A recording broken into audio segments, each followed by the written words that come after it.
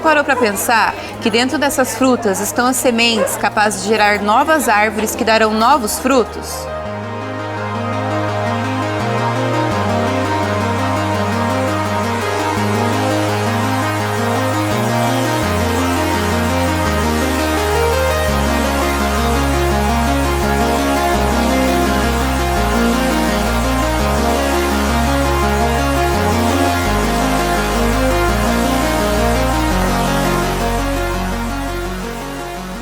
E assim é feita a vida.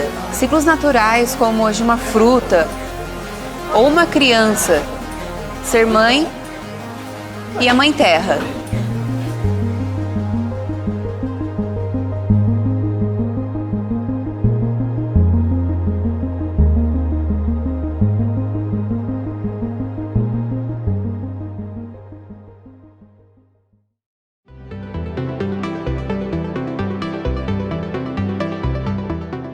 Você já parou para pensar sobre o que existe em comum na violência contra as mulheres e contra o planeta? Ambas têm sido tratadas não por sua essência, mas transformadas em objetos e utilizadas como propriedade dos homens, sendo abusadas e exploradas. É muito interessante, porque se você perguntar para qualquer pessoa do mundo se ela acha que o meio ambiente precisa ser cuidado, 100% vai dizer que sim. Se você perguntar para todas as pessoas do mundo sobre violência contra a mulher, 100% será contra. O que nos faz pensar é, por que algo que todo mundo é contra, ou a grande maioria é contra, é uma realidade tão presente? E eu acho que é isso que é importante a gente pensar. A gente pensa propriedade, as pessoas como propriedade, a gente pensa o meio ambiente não como algo que é de todo mundo, mas algo que pode ser apropriado. O ser humano ele tem que entender que a natureza ela sobrevive sem o homem, mas o homem não sobrevive sem a natureza. E a gente está pagando muito caro por isso. Por conta do quê? Por conta da falta de consciência do ser humano de respeitar e valorizar e zelar, né? A gente fala em reciclável, a gente precisa reconstituir, primeira coisa, o nosso sentimento de que sem a terra, sem o ar, sem a água, né, e sem o sol, o ser humano não é nada. A violência contra o meio ambiente, contra a mulher, quem pratica não acha que está fazendo violência, já começa aí. E até 15 anos atrás, a frase é: em briga de marido e mulher, não se mete a colher. O que mudou muito, e agora eu vou começar a falar de Brasil, é o conceito de propriedade. As mulheres eram propriedade, o meio ambiente era propriedade. A nascente que nascia na tua fazenda era tua, depois de 88 não é mais. A questão dos direitos humanos tão desgastadas que as pessoas associam direitos humanos a proteger bandido, quando na verdade direitos humanos ou direito à natureza é busca do que é mais justo, do que é melhor para todo mundo. O papel da mulher na política é importante na política partidária, mas também a gente tem que entender, pelo menos eu entendo a importância de participação também nos instrumentos de controle social, como os conselhos públicos, liderança de associação de bairros. Isso também é ser ator político na sociedade. E a sociedade de hoje precisa de muitos atores para que possa defender o bem-estar social que a gente fala tanto na atualidade. A gente precisa primeiro quebrar uns paradigmas sociais. Por exemplo, o preconceito do machismo.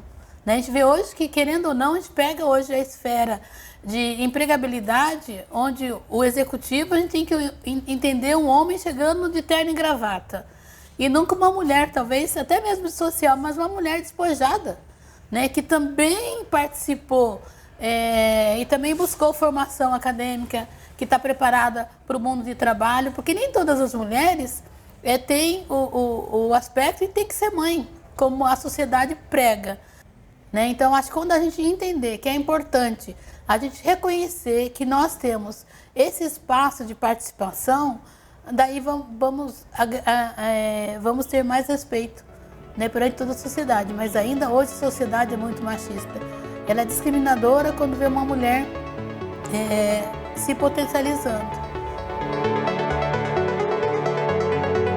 O respeito à função social da terra, assim como o respeito coletivo à individualidade da mulher, é o ponto de partida para a igualdade de oportunidades.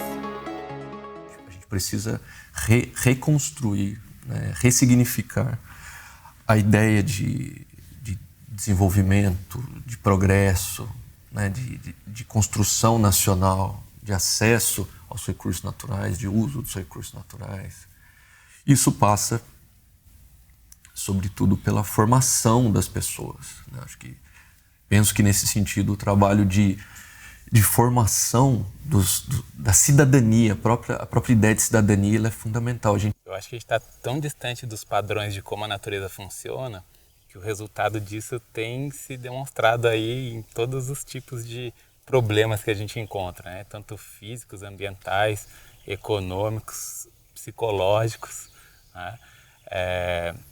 Então esse padrão de ocupação humano, ele, no meu entendimento, chegou num ponto onde ou a gente repensa ou a gente cada vez mais vai pagar o preço das consequências tanto dos atos individuais quanto dos atos coletivos. Boa parte disso seja fruto desse modelo patriarcal, essa forma de pensar, agir, né, onde a gente dá muito mais valor para o lado racional, ele faz com que a gente produza esses assentamentos humanos com baixa qualidade, né? Acho que é importantíssimo a gente pensar que a qualidade de vida está associada diretamente com a qualidade ambiental.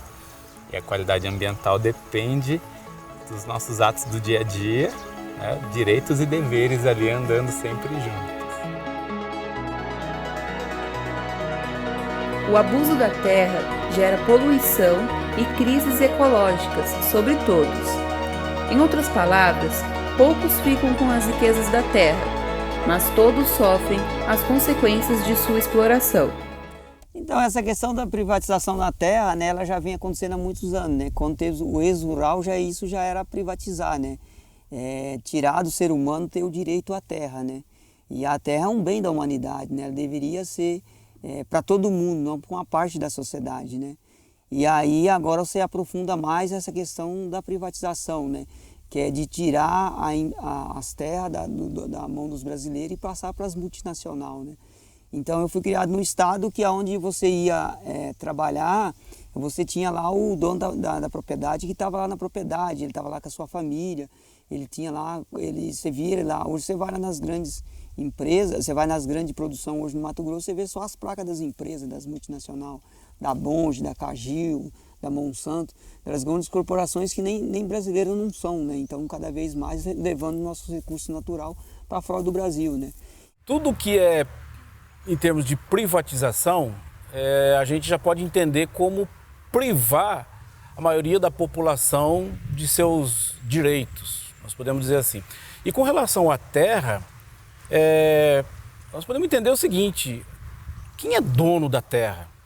Quem que inventou que a terra tem que ter donos, que tem que ter alguém que tenha uma imensidão de área de terra, enquanto que outras pessoas não têm terra para plantar, para colher, para viver? A privatização, nesse sentido, ela é extremamente perversa. Eu tenho um conhecido, né, Pedro Casaldáliga, bispo emérito de São Félix do Araguaia, que ele diz o seguinte: num de seus livros ele escreve que malditas sejam todas as cercas, porque elas privam as pessoas de viver. Então a privatização nesse aspecto, ela é absolutamente perversa, ela não serve. Esse conflito, no meu entendimento, entre o privado e esse uso coletivo, ele é um conflito fundamental para o nosso desenvolvimento enquanto sociedade, né?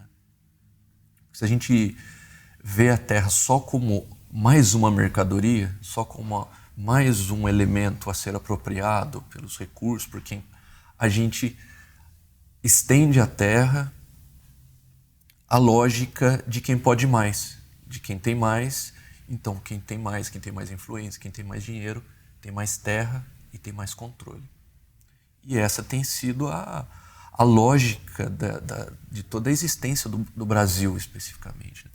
Os quilombolas, os indígenas, eles continuam resistindo a essa lógica de expansão, de apropriação. E essa resistência ela se dá muito, basicamente, por formas coletivistas de uso. É um entendimento coletivo, né, que não impede o trânsito, a troca, né, baseada nos mutirões, né? Então não tem aquele cercamento, né, tradicional da apropriação da terra, né, do uso privado. Então eu vejo esse uso coletivo, essa lógica coletivista de apropriação da terra, de uso dos recursos naturais, como uma forma de resistência importante, fundamental, sobretudo hoje, quando tudo se torna mercadoria, né? Quando tudo se torna de interesse da apropriação do capital. A privatização de terras é uma coisa que o brasileiro concorda. Ele é a favor da propriedade privada. Eu particularmente não sou, mas eu entendo que a maioria é. Agora, você ter uma terra, você ter uma casa, não lhe dá o direito de fazer o que você bem entende. E é essa noção de propriedade absoluta que existia até 100 anos atrás, 50 anos atrás, é que está difícil de se perceber que o que eu faço na minha terra, ainda que pareça bem feito, pode fazer um mal para o coletivo. Basta a gente olhar ao nosso redor e a gente ver quantas áreas de terra ou quantos hectares de terra sem o mínimo de utilização. Então essas terras não estão cumprindo função social de tipo nenhum e principalmente uma função ecológica, uma função ambiental. Então, nesse sentido, eu posso garantir que, por exemplo, no Vale do Paraíba, não se cumpre a função social da propriedade. E a própria Constituição diz, terra que não cumpre a função social, ela pode ser disponibilizada para fins de reforma agrária. Essa é a nossa luta, inclusive, quando defendemos a reforma agrária ampla para o nosso país.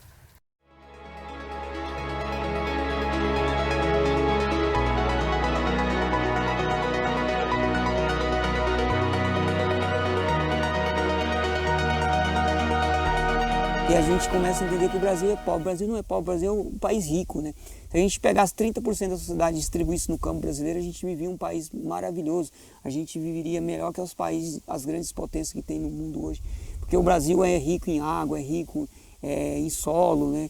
E tem muitas coisas no campo que podia ser utilizada, tem muita planta, né, que ainda não foi descoberta, que podia ser utilizada na alimentação, né? A gente não precisava de estar trazendo muita planta de fora para introduzir no Brasil, né? Podia usar o que tem na floresta, né? Você pegar a Mata Atlântica, toda a Mata Atlântica ela foi feito um manejo, né? Então por isso que a Mata Atlântica ela tem uma biodiversidade muito grande. Por quê? Porque os índios que passaram por aqui, ele fazia o manejo, ele plantava as plantas, ele cultivava as plantas, então ele passava e deixava, né? Ele ficava assim numa área, quando ele saía daqui, ele deixava as plantas que a geração dele futura vinha, já tinha o próprio alimento, já sabia das plantas que ia se alimentar. Por isso que o nosso bioma é muito rico, né? E se a gente continuasse fazendo isso, né, trazesse 30% da sociedade, a gente resolveria o problema, a epidemia que tem na cidade, né? Cada vez mais vai criando doença, vai criando surto, cada vez mais as pessoas vão se enlouquecendo, né? Cada vez mais epidemia de doença, e aí vai ficando uma cidade louca, né? Uma cidade muito difícil de entender, né? E o ser humano, cada vez, essa relação mais complicada entre a própria espécie, né? Então é uma relação muito confusa, uma relação muito difícil, né? É interessante também, né? Porque a ideia de reforma agrária, ela foi, digamos assim, reduzida a uma pauta da esquerda por alguns grupos mais tradicionais, corporativistas ou conservadores de direita. Então, assim, falam em reforma agrária, é como se fosse quase palavrão, né? Uma agressão falar em reforma agrária. Infelizmente, esses grupos não se atentam para o fato de um dos primeiros documentos em que aparece o termo reforma agrária, né? A preocupação com a reforma agrária é com o Estatuto da Terra, já uma das primeiras ações do regime militar, né? Então, me veio essa questão de como os povos tradicionais lidam com a terra, né? Eu né, chamo as florestas culturais de florestas de memória, né? Porque o tempo todo os quilombolas, os indígenas, os pequenos, os caboclos, né? Eles se referem a cada pedaço da floresta, cada né, trilha, eles se referem àquilo com referências memoriais, né? Eles colocam assim experiências que fazem parte da sua própria concepção de existência. Eles não dissociam, né, a terra da sua visão de mundo.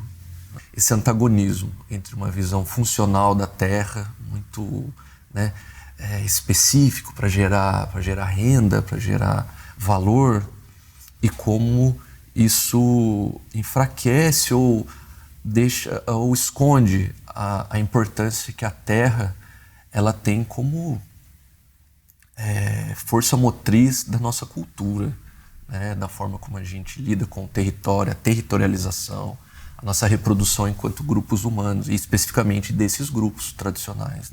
Eu penso que a gente acho que trata a terra hoje de uma maneira muito cartesiana, né? Meramente como produto, como recurso, de forma somente econômica, né? Esse é um problema do qual hoje a gente tem que lidar, né? Tem que achar soluções, né? No meu ponto de vista, ela é a nossa casa, né? Então, o máximo que a gente puder, não é o máximo que a gente puder, mas eu acho que cabe a nós ser os cuidadores dessa casa, né?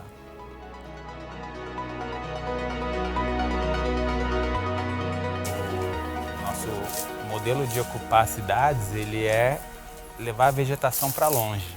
E quando nasce algum tipo de matinho, a gente acha que ou chama de mato, acha que está sujo, né? Cimenta porque vai dar trabalho.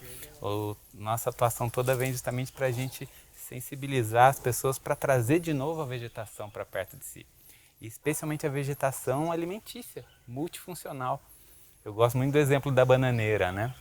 Porque a banana é a fruta mais consumida dos brasileiros. E cada vez mais ela é produzida mais distante do consumidor, né? Por que a gente não está tendo banana no quintal? Né? Que modelo, o que colocaram na nossa mentalidade para a gente cada vez mais distanciar da gente aquilo que a gente consome no dia a dia de alimento? Eu penso que no primeiro momento, a tomada de consciência.